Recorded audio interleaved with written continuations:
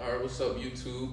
It's your boy Don and I am back with another video. I know this is a different style video, but as y'all can see in the title, we are interviewing Hugo's head coach, Coach Robinson. How's it going? Good. How are you doing? I'm doing great, man. I can't complain. I'm super excited about our season kicking off. Getting our first win. My first win as a head coach. Right. Becoming a head coach here at Hugo Owens, and just starting my coaching career as a head coach. So I feel prepared. I feel good. Right. Speaking of head coach, how did it feel to get that call and be given the opportunity to not only be a coach but the head coach of Hugo Middle School? It was a process. Mm-hmm. I think like anything, you have to wait. You have to be prepared. Right. You have to go through procedures. It's a lot of things that you have to really take into account. The interview process, the application submission, getting acclimated with the program. Once you get the call to become the head coach, there's a lot of details and logistics you have to kind of start, getting prepared for. Right. So yeah, it just just the process, man. It's just a big transition for me and my family, just to be able to prepare to take on this role. Right. Following up after week 1, since y'all have had y'all game against Indian River, which were the middle school city champs of last year, and being able to defeat them in a very close game, which I believe ended 27-20. 27-20. Right, Yes. right. And going into that game, what were you telling coaches, your team? How did you prepare for that week 1 against Indian River? Main thing was just keeping my team ready and focused, knowing what we wanted to accomplish, right? Knowing what we was up against. Like you said, this was the city champs, Right. and so we had to kind of take our preparation serious, right? We didn't lack off. We took every week in the summer conditioning serious to get in shape. We took our diet serious. We took our studying serious. A lot of things this program had to change, right? A lot of new ways had to be implemented into the kids' mindset. Like I told the kids, I don't care how big you can be or how big you are, rather. I don't care if you're small or tiny. I said, how big can you be mentally, right? If you can be as big as you want mentally. Physically, it don't matter. At this level, it's all about being big mentally, because you got to be able to know your assignments, know what you're doing on the football field, and have the techniques and understanding to be able to accomplish and perform well, because everything is about performance. Right. So just going into this game, just being ready for anything, because we knew a lot of things would be thrown at us. Of course, some teams expect the same team from last year, so they go in preparing like, okay, well, we've seen this before, we beat them before, so we already knew that was going to be the talk. So we had to set the tone early. Right. We had to set the tone early, let them know that we are not the same team. Which y'all did. Right. And so just coming out, hitting the gate running, coming out, showing them that we're here and we're here to stay. Right. Yes, they definitely started the game off strong with a nice opening kick return by number 1. It seemed to be your playmaker of week 1. Tell us a little bit about number 1 and who he is as a player. Number 1, Will Rosenberger, great kid, student athlete, never lack on the word student athlete. Grades are amazing, GPA is amazing, hard worker. He's actually one of our captains on the team. He has given us everything. He has always first in conditioning, always first in reps. What I see during game day doesn't surprise me, because I see it during practice. The same effort he's given in the game is the same effort he gives in practice. So what you're seeing is the finished product. So Will is a great young kid, has a bright future, has ambitions to play for Old Dominion University, which is right up the road from here. Very excited about trying to be a Monarch. So that's his future goals. Right now, he's trying to establish himself as a running back and kick returner and linebacker here at Hugo Owens Middle School, and just a great all-around kid, all-around athlete. Great student athlete. Right. And speaking on the word change, how do you, as a head coach, again, want to just not only bring change to the team, but just all around to those young guys and on and off the field? It's already been established. My whole motto, win, compete, finish, right? That's something that I started at the very beginning. When I sat down with the principal, when I sat down with the AD, when I met with the parents, when I walk in the halls with the student body and administration, when I come in the locker room with my football team and my coaches, everything is win, compete, finish. Win, compete, finish. Win in the classroom, win in the community, win at home, compete in every level, in every practice, in every game, in every test score, right? Compete, finish, finish every school year, right? Finish every football season, finish with enthusiasm, being able to finish. And so having that whole mindset of win, compete, finish is not just a saying, it's a motto.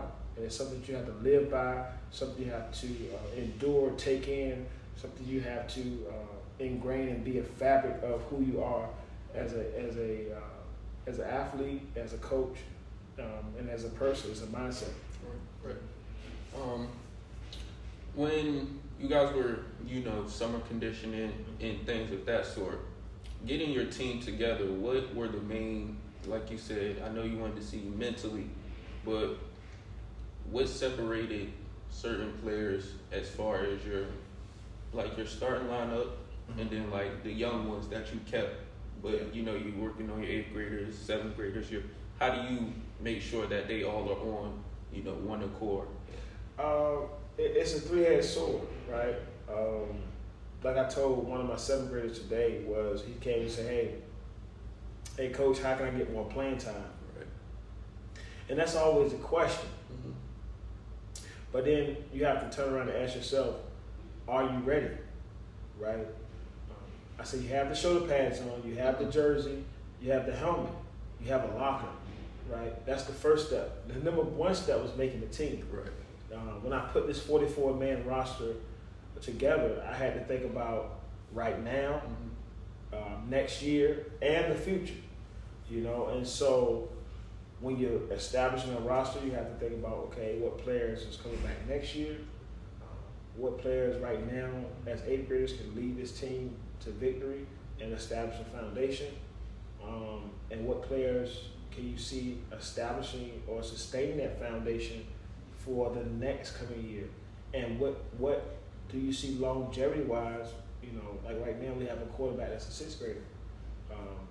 Longevity-wise, you're building with a kid that's going to be around for the next 3 years, including this season, next season, season after. So that's already future planning, right? And having great 8th graders that can lead, that can work hard. But like I tell my 8th graders, you're working on being a varsity football player now. Right. Your goal is to leave here in middle school to go compete for a varsity spot. Right? This is JV now. And so when you instill that mindset in your 8th graders, they're working to showcase their talent for varsity coaches to make them varsity players as soon as they walk through that high school door. Right? There's no excuses, right? Anything you need to do in the weight room, they can get it done. Anything you need to do on the field, they can get it done. Any system you put them in, they can perform, right? And so you get that for 4 years. And as a head coach of a varsity football team, that's what you want to build off of. Is longevity, not juniors and seniors most of the time, but having a good crop of at least 5 to 6 freshmen that can come in right away and make progress, make improvement to your roster. So that's what I do, going in, establishing the team, putting the team together, working with 6th graders, 7th graders, 8th graders. Like I recruit a lot of 6th graders now to see in their interests and what they would like to do in the coming year or future. So It's a lot of things that go into putting this roster together. Right. Yeah. And being that you have, worked with, the high school level and even the college level, how do you feel that kind of gives you maybe a head start with other coaches, or just a head start all around with your coaching group as well? Right. How do you feel you bring that? Well, it kind of advanced me, right? I started out just a grad assistant intern for Georgia State University, working in the sports media department, helping with recruiting football players, whatever was needed. I stepped in the gap, right? Which created great networking opportunities for me. Landed opportunity in LA as assistant coach with Coach Lester Towns in Los Angeles Valley College, at Los Angeles Valley College. Coached there for a couple seasons. Then the pandemic happened. And so I got an opportunity with Old Dominion University in 2021 to become assistant video coordinator. That was an amazing season. Great players, great athletes, a lot of athletes that everyone see now on TV, like Blake Watson, that was a running back that year. The wide receiver for Virginia Tech, a few NFL players that's on the Jets and the New York Giants. So that was a good group of guys that I kind of came out of the pandemic with Coach Ricky Ronnie's first year as head coach, and I learned a lot from Coach Ricky Ronnie, that very first year. His first year as a head coach, I got to see the process, right? Because we come out of the pandemic, and so that kind of sparked my interest into coaching. And then I decided to veer off and get more into my film degree, because I graduated from film school, the Los Angeles Film School in Hollywood. And so I got my film degree. I wanted to start my own film company. And so New Culture Sports became a new road for me. I started working with a high school called Maury High School, the Commodores, and helping them with their season and taking their brand and their appearance to the next level. And I think I shot a commercial for for the coaches at Maury, and we did an amazing job that season. But that was a great experience. And then I just saw the hunger to get back and really establish my own self as a coach. And so I knew right away in January, I said, I'm gonna go fish for another coaching job. It's time. We're out of the pandemic. It's time to get back to what I know. And here we are now. I'm the head football coach at Hugo Owens. It's a great feeling. Not only as head coach, but you're in the school as well with your team. Are you the only coach in the school? So I'm not the only coach in the school. My assistant coach, Marvin Compton.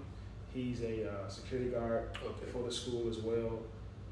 And then I'm a teacher. I'm a teacher, for the school as well. So how do you feel like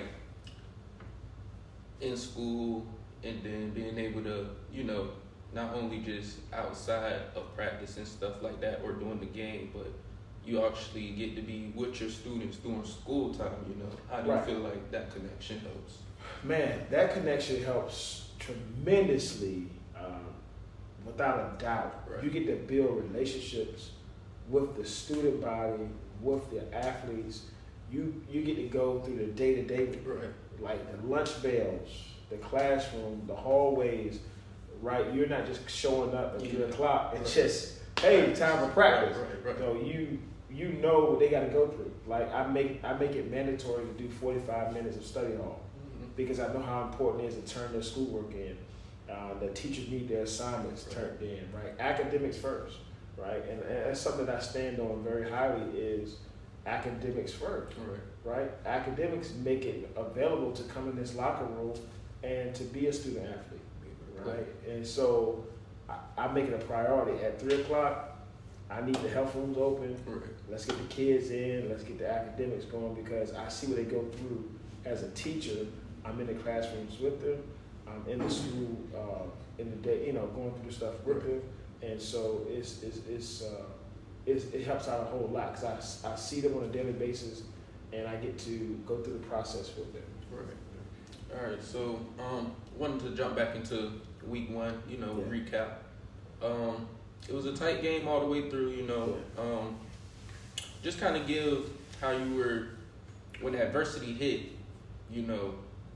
I think it was y'all had got the ball back. Was it adversity? right. Y'all had got the ball back. Yeah. Y'all were on the I think it was still 2020. It was a tie game at this point. Yep. Y'all were on our way down to score. We was driving. Right, and they called the turnover, which gave them the ball back late. At that point in the game, as the head coach, you know, as a coaching staff, what are you telling your team as the time was winding down and y'all just gave the ball back? Well, I think we was prepared. Okay. I didn't panic because either we score or they cause a turnover where it puts us in better field position on defense than it puts them on offense. Right. And you talking about 23 seconds left on the clock. You got to drive 80 to 90 yards down the field. So I'm like, man, if they get that in 23 seconds, then they deserve to win, right? And so, but I knew the odds with my secondary, with my linebackers, they stay ready, and we have trained them to understand their assignments and their alignments, and to read what they have to read. And I wasn't panicking at all. I knew we was getting pressure on them the whole entire game. I was very confident in our defense. Our offense did a tremendous job driving down the field, running the clock out, you know, setting us up for opportunity to score. I could have kicked the field goal if I wanted to, you know. But I wanted to put the game in my quarterback hand. The ref made a bad call with, you know, the fumble. You know, we can't see no replays. It's not NFL, so right. you know. But we took the chances on that. We put it in our defensive hand, and like you said, number one, he made an opportunity, he made a play, and it was a big play. Yeah. And like I said, it's plays that I see him make in practice every day, and so I'm not surprised that happened and how it turned out. I'm telling y'all, that game was good. If y'all have not watched the video, please go watch that now. It is up on my channel. Right. Going into, you know, tomorrow's game, what have you been cleaning up from, you know, week one's game that you feel that y'all can work on and do better as a team to excel in week two? I think just taking my offense through different progressions as far as different defenses. See, you can't build Rome in a day. Right. And so what some coaches might do is overload their players with information, and you will only use about 10% of it. Right. And so what I do is I do things in moderation and in phases. And so what I want to do was take back the game plan that we had with Indian River, dissect it, take it apart, right? Move some stuff out, put some stuff in, change some things, clean up some things, make the communication tighter, right?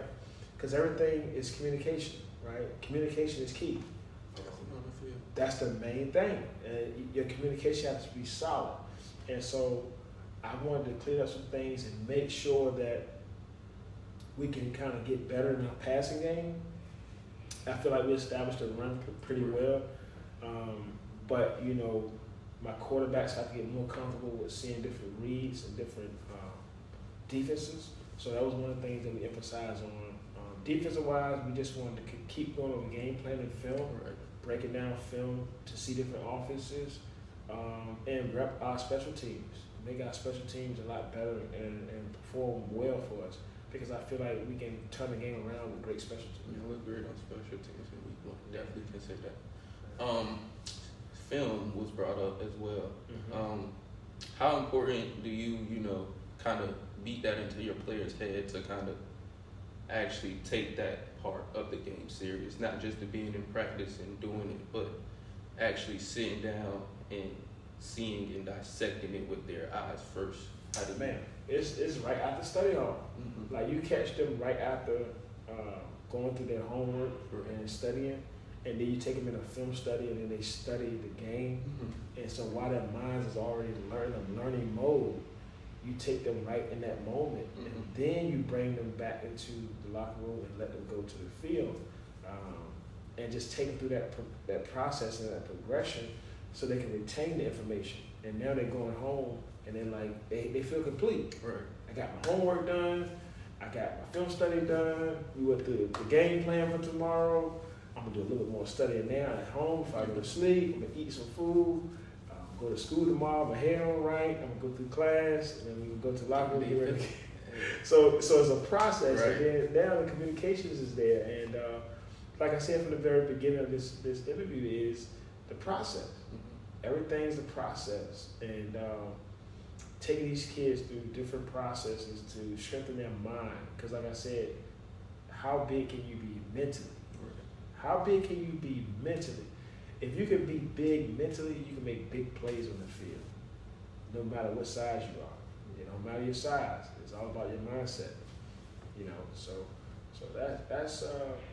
that's what we are as far as going to game 2 and how we feel about prepping through film and going through the different procedures and processes. All right. Okay. So when actually game day, what was how was game day, the actual game day? How do you take game day? Man, it was our first game, mm-hmm. especially my first game as a head coach, right. As an official head coach, right? When it got down to 18 seconds, I was like still coaching. Right. Right. Even though we got the pick and score right. and we was up, I wasn't even looking at the scoreboard. Right. I was still coaching. Right, and I preach on that. Win, compete, finish. I'm locked in. Competing, pushing the guys, going through the procedures, going through what we rehearse and practice and different things. I was locked in. The fan base was amazing, right? The fans showed up. They gave me energy. The cheerleaders showed up. They gave me energy. The administration was supportive. They was there. Everything felt right. It felt like Mustang family. Right. And I was just super pumped and super excited. I even got excited when I hit my chest and got overwhelmed, but I was locked in. Yeah. I really was locked in, and I believe in the things that we set and what we practiced and what we went over. We had it sharp. Right. We had our iron sharp, and I felt like that we was hitting with everything we had. Not everything. I think the players were still they were still wanting to play some more football. They had about 3 more quarters left in them. Hey, that adrenaline. Right. On that field is right. And so it was good, man. It was definitely good. Great game. Good game to build off of. Right. They was the defending champs of last season. And now it's time to establish something for the future now for this season. So we're coming. We're coming, and we're bringing an army with us, and we're bringing more talent with us. And it's time to bring Tuesday night football back in the city of Chesapeake, because I feel like the city of Chesapeake has birthed football players through the years. We know football. Right. Chesapeake is known for football, and it's time to start supporting the middle school first, because that's how you birth the athletes. And once all of our middle schools are at full throttle and we're winning, competing, and finishing at a high level like we did Tuesday night, I feel like everybody's program is going to be great, and it's going to be great for the city of Chesapeake. Right. And, to piggyback off of that, how did it feel to, again, this is your first time head coach here, so you have plenty of opportunity for a lot of things, but speaking on how you said bringing, Tuesday night football back to the city of Chesapeake, how do you feel you can be, the start of that? And actually, I might already have, this might be a new era for coaches. Some of the greatest coaches that I have been coached by, Rich Morgan, Boston Smith, Coach Phil Twine, and coached me up through middle school and track and basketball and high school football. Ricky Ronnie, being in his leadership at ODU, the coaches at Maury, seeing what they do with that state championship type of program, and just helping support Sheriff O'Sullivan's football camp with Cadillac Harris, Coach Cadillac Harris from Indian River. legendary coach in the area. Being mentored by coaches like Tommy Reeman, that coach Michael Vick at Newark High School, supporting him and meeting him at coaches clinics at UVA. Having mentors like Fontel Mimes at Virginia Tech, Coach Mimes, me and him worked together at ODU. Now he's at Virginia Tech as wide receiver recruiting coach. And that's Virginia. Right. We have a lot of networking people in this area, man. Even my brother Josh Hyman that came and spoke with the kids. Right. Different things, man. So I just try to bridge the gap and use my resources and help people see there's a bigger picture than just this small thing. We're not a small situation. This is a huge situation, and it's the kid's future. I see so much in each individual kid that it blows my mind sometimes, because I say they're going somewhere. They have it. They understand the commitment, the level of commitment, and I just know what I can bring to the table to support my city where I'm from. I'm from Chesapeake, so I'm just here to give as much as I can while I'm here and do my part. Yeah. Right. And it seems that you are very high on not just the players' performance on the field, but like you said, when they reach for your 8th graders, when they reach the next level, you'll still have your 7 and 6, but when they're not under your head coaching, you still want them to be able to excel in school, correct, on the field and correct, off the field. How do you feel already through, you had your summer and then you had a game already? How do you feel that they take under your leadership as head coach? Just by looking at their response, they take it very well. They take it serious. Right. They listen. I remember we had a Zoom call. Mm-hmm. I think our Saturday practices got canceled for thunderstorms. It was the storm. Okay. And I called a team meeting on Zoom. Reached out to my team mom. We got the parents on with helping the kids get on the Zoom call. I had 40-some kids on the Zoom call. That's great. And you talking about middle school? That's great. You talking about 6th graders? You talking about 7th graders, 8th graders? Being on Saturday. Right. So that lets you know they take what I say seriously, and they're in it for the long haul. They believe they buy into the program, and it means the world to me, because, like I told them, I'm giving them everything I have. Haven't took a day off. Haven't missed a day. Every practice I called through my process of having my wedding, going on, I still didn't miss anything. Right? Planning a wedding, going through school, doing things, my business and different things. I still committed to this program, and my commitment is shown. And that's why we're 1-0. We're top of the city right now, and we try to sustain that momentum, and we just try to build off of that, man. And I know what I give to this situation, this program, it's going to turn around and give itself back. If I give it hard work, it give me hard work back. And I think the kids are doing an excellent job, amazing job with what I'm instilling in them, and they're responding real well. It's good for a coach, to really be about his players, his team, and for the team to buy into what the coach is doing. The team see that coach is giving it their all 9 times out of 10, they'll lock in and give it their all as well. Outside of just the team, like working with parents as a new head coach, new administration, how does it feel to have, like you said, their support alongside, friends, family that also come out to the games? How does that help feel you as well and the team also? And we're back. Yeah, we're back. Technical difficulty, but the question was, how does having, administration, friends, family, parents, that extra support for you and your team, how does that help? It helps tremendously. I mean, my principal is super supportive. The administration is super supportive.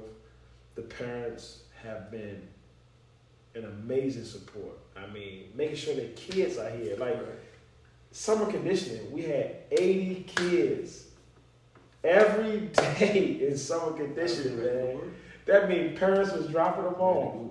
That means parents was dropping them off. That means parents was bringing their children to, and they really appreciated what I instilled in their young man and in the young, also, you know, got a young lady as well, the team. I mean, it's just been an amazing, supportive experience, man. And I really haven't really, I can't really fathom what it feels like because I'm in it. Right. So I can't really say or see. I think Coach Dion showed a post. He was like, I don't never get to see like these moments. Yeah. But that's why he shared the pictures and things. And I think that's why sometimes like I tell my administration, like I try to share moments because I don't get to see these moments. You know, and I just appreciate the moments. I'm trying to capture the moments. But because I'm in it, I'm living in it. You're a part of the moment. Right. And we're doing something great here, not just on the football field, as a school. Right. This school is doing something great here. The legacy of Hugo Owens is an amazing legacy. He was a great civil rights leader and a great community leader, a great business entrepreneur. And to have a school full of entrepreneurs and future businessmen and future teachers and leaders, it speaks volumes of his legacy and what we're doing as a collective, as a school. And so I'm just so proud of this moment and so proud to be a part of this history. That's good. Being part of his history, you know, ready to make his own history. I appreciate you having me, man. Appreciate you bringing me on to your YouTube channel. You guys definitely go subscribe. This is an amazing channel. I reached out to him and told him that I wanted to be a part of what he was doing, and I felt like it was definitely to support this channel. You guys definitely go subscribe. I'm glad to be on once again. Appreciate the opportunity. Hey, appreciate you. Hey, we will have more. We will definitely have more recap of this whole season of Hugo Owens. So y'all just stay tuned. This is only the beginning, man. Good luck on tomorrow's game. 1-0. Let's look to go 1-0 again, Coach. Awesome, Coach Justin Robinson. Don't forget the name. Yep. Appreciate you guys. Thank you for watching. Yeah. Indeed. Yes, sir.